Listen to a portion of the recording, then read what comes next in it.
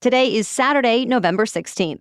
The U.S. Surgeon General issued an advisory earlier this year about the stress and burnout American parents are dealing with and called for a fundamental shift in how we prioritize the mental health and well-being of parents. But why is parenting so stressful to so many Americans? And what can be done about it? Darby Saxbe is a clinical psychologist and professor at the University of Southern California whose work focuses on how parenting changes the brain and body. She recently wrote a New York Times op-ed titled, "Parents Should Ignore Their Children More Often." Though there's some context to that you'll want to hear. Today, she joins me to talk about it all, the multiple factors why parents are stressed, both on a personal and societal level, and perhaps most importantly, what might help. Welcome to the Newsworthy Special Edition Saturday, when we sit down with a different expert or celebrity every Saturday to talk about something in the news. Don't forget to tune in every Monday through Friday for our regular episodes, where we provide all the day's news in 10 minutes. I'm Erica Mandy. It's now time for today's Special Edition Saturday. Darby Saxbe, thank you so much for joining us here on the Newsworthy. Glad to be here. So earlier this year, the U.S. Surgeon General issued an advisory about the mental health of parents. And the report said nearly half of American parents reported that most days their stress is completely overwhelming. What's your reaction to that report? And do you agree that the mental health of parents today is a public health problem? I thought that report was very troubling, but not surprising. I do agree that we have this looming public health problem that I think really became salient to a lot of people during the COVID-19 pandemic, having to kind of be their kids' teachers, their kids' therapists. But I think parenting stress was a problem before the pandemic. I think it continues to be a problem.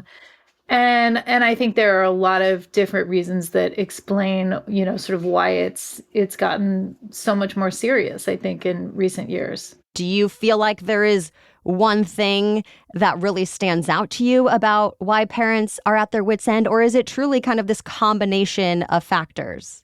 We parent as though we live in a completely individualistic society, but we weren't designed to raise kids in isolation, right? So if you study kind of traditional cultural models of parenting, we evolved to be allo parents, which means that we parent in groups, we trade off care.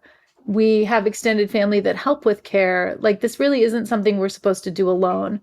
But I think we have this kind of model of parenting that is really intensive, really individualized, and parents feel lonely and cut off, and it's hard to find community. And everybody's kid is kind of pitted against everybody else's kid, because I think we tend to compete for what we perceive to be a limited pool of resources. Yeah, this so-called village that a lot of people say it takes is not really there anymore. Do you think there is a role for extended families and communities to play that's not happening today? I do. And I think there are a lot of different factors why that's become harder for parents to find. I think it has to do with our built environment, with the way our suburbs are designed. I think that in countries where you see lower levels of parenting stress, you see a lot more infrastructure that is designed to support families.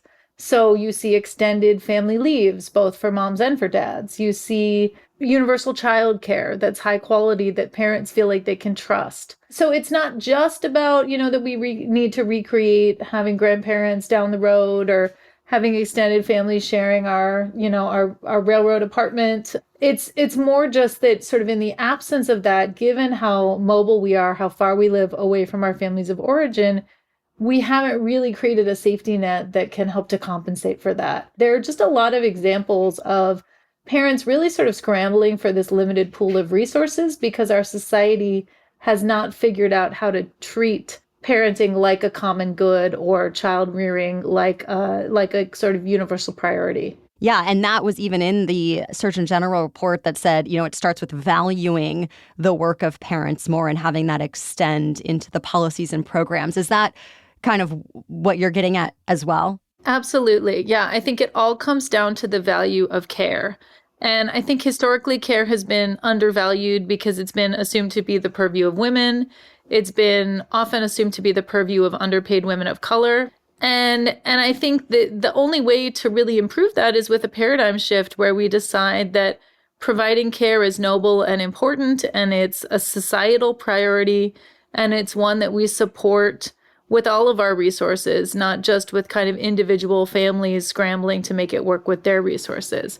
Something else I wanted to bring up that was in the Surgeon General's report was how parents today are spending more time at work and more time with their kids than previous generations, leaving less time for things like rest and leisure and other relationships for the parents. Are you seeing that as well? And what's the impact of that? It's really interesting, right? So we think about the 1950s as like this golden age of June Cleaver, mom was always home taking care of the kids, right? But that's actually totally not the case. And in fact, contemporary moms spend more time with kids caring for children than moms of previous generations did. And I think that really reflects the extent to which we've ratcheted up expectations for parents to perform this really intensive parenting labor. And it goes back to this idea that kids were a lot more free range in previous generations than they are today. Like, we've really raised our kids to be kind of hothouse flowers who are supervised almost constantly and whose, parents are really focused on entertaining, occupying, and educating kids.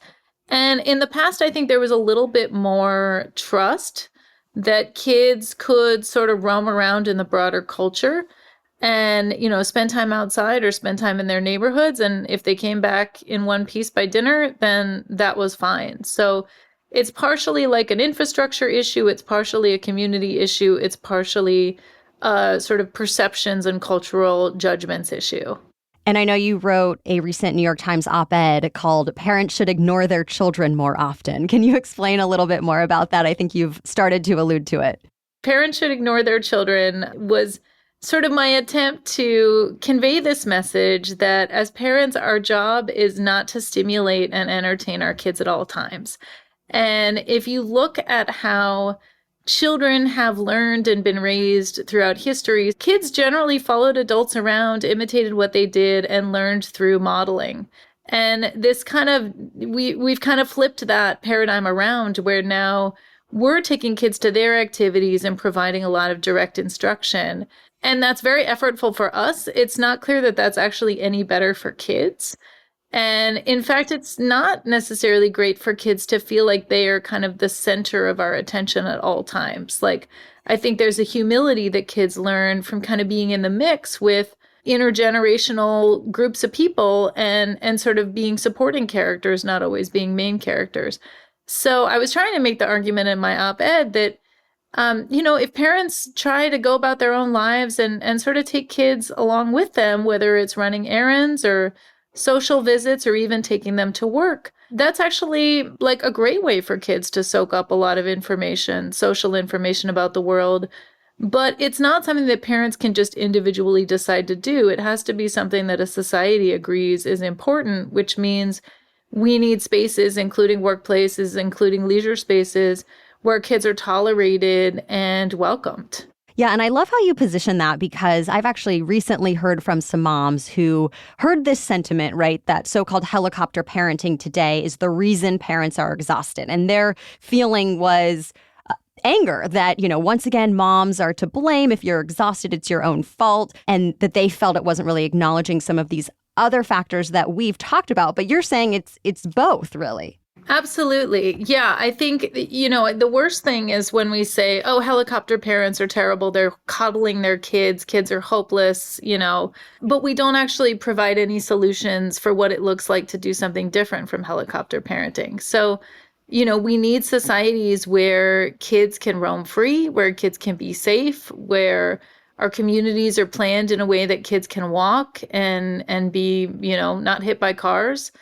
And I think, when we can set that up, and I think there are examples of that in a lot of other countries and cultures, I think when we can set that up, then parents are a little more free not to helicopter and to find more relaxed ways of interacting with their kids. Of course, society is not going to change right away. So up next, we're talking about what can be done now to avoid extra stress, exhaustion, and burnout. We also discuss the role of conflicting information online, what stages of parenting tend to be the most taxing, and much more. But first, a quick break for our sponsors. This episode is brought to you by ZocDoc.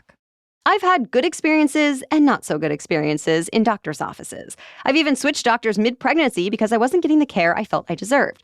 But of course, no matter how good a doctor is, I also need doctors who take my insurance, can get me in for an appointment in a reasonable amount of time, and are accessible based on where I live. And that's a lot to figure out. That's why I use a tool to make that search easier. ZocDoc is a free app and website where you can search and compare high-quality, in-network doctors, choose the right one for your needs, and click to instantly book an appointment. We're talking about in-network appointments with more than 100,000 healthcare providers across every specialty, from mental health to dental health, eye care to skincare, and much more. You can filter for doctors who take your insurance, who are located nearby, who are a good fit for any medical need you may have, and who are highly rated by verified patients. Plus, ZocDoc appointments happen fast, typically within just 24 to 72 hours of booking. You can even score same-day appointments. So stop putting off those doctor's appointments and go to ZocDoc.com/newsworthy to find and instantly book a top-rated doctor today. That's ZocDoc.com/newsworthy. ZocDoc.com/newsworthy. The Newsworthy is also brought to you by Lumen. We don't need to wait for the new year to feel our best. In fact, I think it's better to just get started now so you can learn how to manage stress, keep your energy up, and have improved overall health even through the holidays.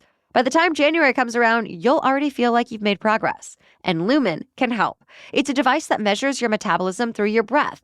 And on the app, it lets you know if you're burning fat or carbs and gives you tailored, personalized guidance to improve your nutrition, workout, sleep, and even stress management. This is the type of technology that used to only be available to top athletes in clinics. But now, Lumen makes lab-level metabolic testing accessible. I found the insights from my Lumen so fascinating as I realized how the food I eat affects me in all different ways.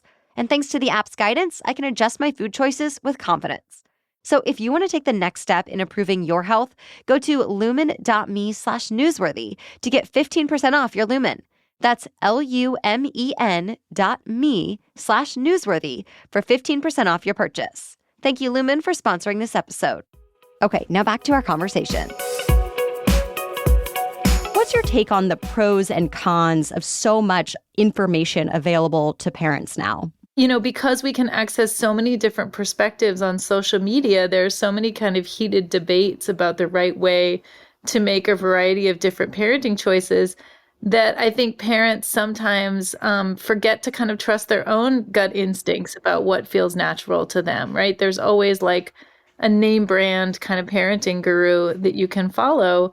And I think that the fact that we're flailing around so much does reflect this idea that instead of kind of a collective act of parenting the next generation together, we're kind of parenting in isolation and in competition with each other, which sort of fuels this desire for expert guidance that people feel like they can follow. In today's world, do you think that there are certain stages in kids' lives that the parents struggle more than others? I tend to hear, toddlers and teenagers. What do you think? Yeah, I can tell you during the pandemic, my kids were in elementary school, but the parents that I felt the most sorry for were exactly that, the parents of 1, 2, 3-year-olds, and then the parents of teens. Because toddlers, they're at that stage where they could eat a toy train and they have no judgment, and yet they are mobile. Once they start walking, then, there's that sense of having to watch them like a hawk, which is just so draining unless you have lots of intergenerational support. And then with teens, their whole job is to kind of individuate and experiment and take risks, and all of that is great, but it's not great when you're the parent and you're wondering where they are at 2 a.m. So much of this conversation is validating, and then there's also that piece of how as a society can we better support parents. But because that's probably not going to get fixed tomorrow, what else can parents do now or today to help improve their own mental health and well-being? Just reframing this idea that you don't have to be your child's teacher or entertainer, that boredom is great for kids, and that moments of downtime and understimulation are moments that really promote kids' development and growth. It's okay to have your kid be bored. It's okay to have your kid not be in a million activities.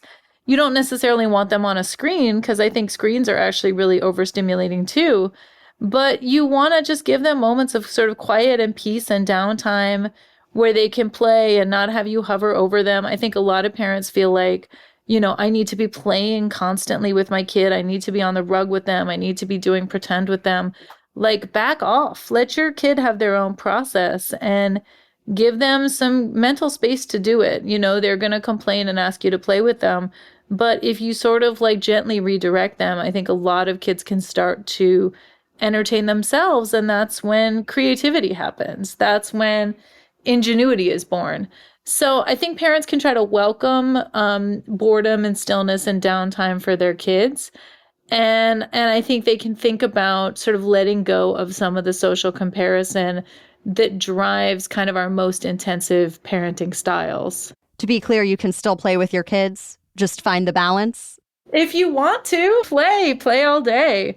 But I just think the sense that, when parents feel guilty, like guilt is just the enemy of being a happy parent. When you feel guilty because there's something you're not doing with your kid, I think you really need to look at, is that guilt coming from your knowledge of, that this child needs this for their successful development? Or is it coming from the fact that you're comparing yourself with other parents or, images on social media, and there's some ideal that may not even be rooted in research on what we know kids need to learn?